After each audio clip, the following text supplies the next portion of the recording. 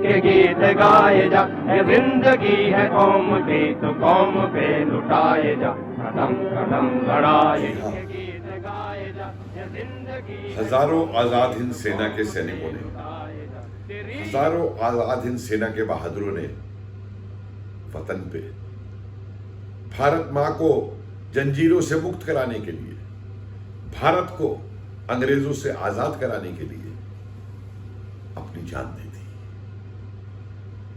नेताजी ने 1942 में ही जब जर्मनी में इंडियन लीजन की स्थापना हुई थी, उसको आईएनए के साथ जोड़ा गया था। उसी समय अपने बहादुरों को यह आह्वान दिया था कि आप में से जितने भी देश के लिए शहीद होंगे, उन शहीदों की यादगार में देश के कोने कोने में हर एक शहीद के नाम पे एक मेमोरियल बनेगा, एक स्मारक बनेगा, और उस स्मारक के ऊपर, उन स्मारकों के ऊपर लोग पुष्प अर्पण करेंगे। अफसोस ये है कि आज तक हमारे देश में हमारे उन बहादुरों के लिए एक भी स्मारक उनकी याद में नहीं बनाया गया। हालांकि हाल ही में अभी कुछ प्रयास हुए हैं जिनमें कि आजाद हिंद फौज और नेताजी का म्यूजियम लाल किले में बनाया गया, और अब स्मारक बनाने की भी बात बहुत तेजी के साथ चल रही है। लेकिन नेताजी ने अपने जीवन काल में 8 जुलाई 1945 के दिन आईएनए मेमोरियल की नींव रखी थी सिंगापुर के अंदर, उन वीरों की यादगार में जिन्होंने अपनी जान दी थी देश के लिए लड़ते हुए। और नेताजी ने उस अवसर पे ये कहा था कि हमने तो कई बार अपने जो हमारे ये हीरो हैं उनको याद किया है, लेकिन आज हम उन बहादुरों को याद करते हुए इस स्मारक की नींव उसके लिए रख रहे हैं। 8 जुलाई 1945 के दिन जिस समय ये नींव रखी गई, आजाद हिंद फौज वहां मौजूद थी, रानी झांसी रेजिमेंट वहां मौजूद थी, बालक सेना वहां मौजूद थी, गुरिल्ला रेजिमेंट के लोग मौजूद थे। इन सब ने अपनी बंदूकें नीचे करके सलामी दी थी इन वीरों को, और इन वीरों को याद करने के लिए नेताजी ने उस दिन अपने भाषण में याद दिलाया था कि सिंगापुर ही वो जगह है जहां 21 अक्टूबर 1943 के दिन आजाद हिंद सरकार की स्थापना हुई थी। इसलिए आज उन वीरों के लिए जिन्होंने कि अपने प्राण न्यौछावर कर दिए देश के लिए, उनके लिए यहां इस मेमोरियल की स्थापना की जा रही है।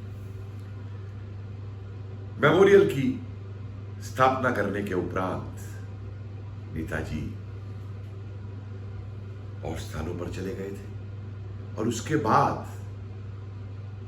14 अगस्त को उन्होंने कर्नल स्ट्रेसी को बुलवाया, क्योंकि वो फिर सिंगापुर छोड़ के जा रहे थे, और कहां जा रहे थे इसकी योजना किसी को मालूम नहीं थी। और उन्होंने कर्नल स्ट्रेसी के जिम्मे ये काम दिया कि जितनी शीघ्र हो सके इस मेमोरियल को तुरंत पूरा बनवा दिया जाए। और कर्नल स्ट्रेसी ने 2 दिन रात लग करके उस मेमोरियल को पूरा बनवाया। हजारों भारतीय मूल के लोग जिन्होंने आजाद हिंद सरकार के लिए न जाने किस किस तरीके के त्याग किए थे, एक रेहड़ी वाले से, एक रिक्शा वाले से लेके एक बड़े व्यापारी तक उस दिन वहां मौजूद थे। और केवल भारतीय ही नहीं, मलाया के लोग, चीनी मूल के लोग, और जितने भी ऐसे लोग जिन्होंने आजाद हिंद सरकार को समर्थन दिया था, उस समय मौजूद थे जब वो स्मारक पूरा हुआ था। और इस प्रकार से भारतीय वीरों को याद करते हुए आईएनए का स्मारक बना सिंगापुर के अंदर। लेकिन देखिए आगे क्या हुआ। अपने आप को सभ्य कहते हैं, सभ्य कहते हैं अपने आप को ये अंग्रेजी कौम वाले, और इस अंग्रेजी सभ्य कौम के सैनिकों ने सेना के सारे मूल्यों को ताक पे रखते हुए इस मेमोरियल को डायनामाइट से उड़वा दिया। और जानते हैं वो उड़वाने वाला कौन था? वो उड़वाने वाला था लॉर्ड माउंटबेटन, जो उस समय साउथ ईस्ट एशिया के अंदर कमांडर था अंग्रेजी फौजों का। वही लॉर्ड माउंटबेटन जिसको हमारे पहले प्रधानमंत्री जी ने भारत का गवर्नर जनरल बना दिया था। वही लॉर्ड माउंटबेटन जिसके नाम के ऊपर पंडित माउंटबेटन के नारे 15 अगस्त को पार्लियामेंट में लगा दिए थे, उसी माउंटबेटन ने 17-18 अगस्त 1945 के दिन आजाद हिंद के इन वीरों के स्मारक को ध्वस्त कराया था। लेकिन वहां पे रह रहे भारतीयों ने इसको चुपचाप नहीं लिया। कितने भारतीय मूल के लोग वहां पे इकट्ठा हो गए, अंग्रेजी सैनिकों को गोली तक चलानी पड़ी। और सबसे बड़ी अपमान की बात यह थी, मेरा सर शर्म से झुक जाता है कि इस आजाद हिंद फौज के स्मारक को ध्वस्त कराने के लिए माउंटबेटन ने एक भारतीय रेजिमेंट का ही इस्तेमाल किया था। तो जो अंग्रेजों की सेना में उस समय पिट्ठू कुछ बचे हुए थे, उन सैनिकों से इसको ध्वस्त कराया था। लेकिन भारतीय मूल के लोगों ने उसके अवशेषों को संभाल के रखा। राम सिंह रावल ने अपनी पुस्तक इंडियन सागा में लिखा है कि इसका जो पत्थर नेताजी ने लगाया था,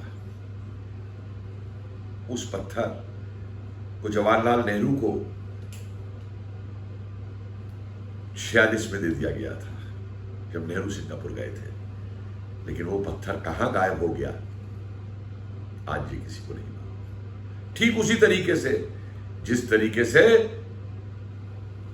मोरंग के अंदर अप्रैल के अंदर जो भारतीय तिरंगा भारत की भूमि पे फैलाया गया था, वो तिरंगा भी नेहरू जी को दिया गया था। उसका भी कुछ पता नहीं इतिहास में कि वो कहां गायब हो गया। अंग्रेज लोग केवल इस मेमोरियल को ध्वस्त करके ही संतुष्ट नहीं हुए। इन अंग्रेजों को टॉन्ट करते थे, छेड़ते थे बालक सेना के बच्चे।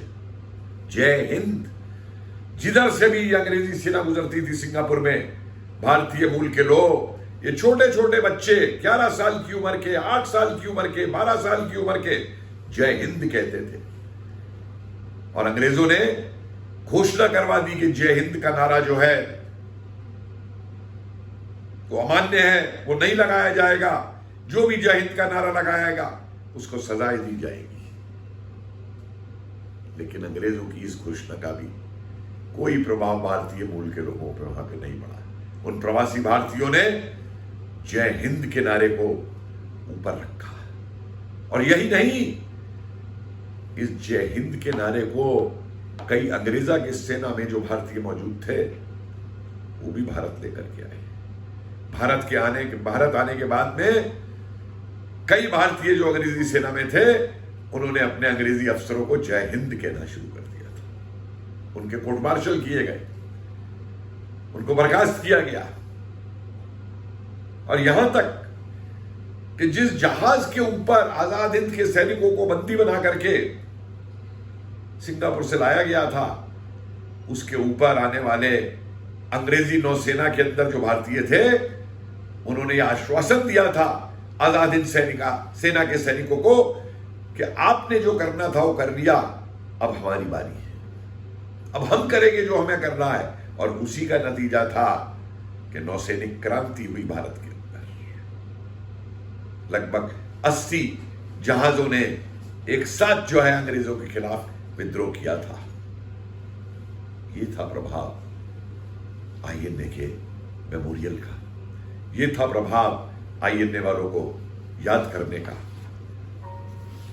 अच्छी बात यह हुई कि प्रवासी भारतीयों ने इसे याद रखा और 1995 के अंदर सिंगापुर बोर्ड ने उस स्थान को एक हेरिटेज साइट घोषित किया और वहां पे दोबारा INA मेमोरियल का निर्माण किया गया। याद रखिए, ये वो शहीद थे जिन्होंने अराकान में, जिन्होंने इम्फाल में, जिन्होंने कोहिमा में, बर्मा के और बॉर्डर्स के ऊपर अपने देश के लिए अपनी जान दी थी। लेकिन अफसोस ये है कि ना तो इस मेमोरियल का और ना उन शहीदों का जिक्र हमारी इतिहास की किताबों में इन इतिहासकारों ने, जो कि चाटुकारिता में लगे हुए थे अपने राजनीतिक हुक्मरानों की 47 के बाद में, इनका नाम तक नहीं किताब में आने दिया गया। हमारी युवा पीढ़ी को यह तक नहीं बताया गया कि आजाद हिंद फौज का मेमोरियल सिंगापुर में बनाया गया था, उसे ध्वस्त किया गया था और 1995 में प्रवासी भारतीयों ने फिर आजाद हिंद मेमोरियल को बनाया। जय हिंद। सुख चैन की बरखा बरसे, भारत भाग्य है जागा। पंजाब सिंध गुजरात मराठा द्राविड़ उत्कल गंगा, चंचल वाचल यमुना गंगा, नील जल तरंगा।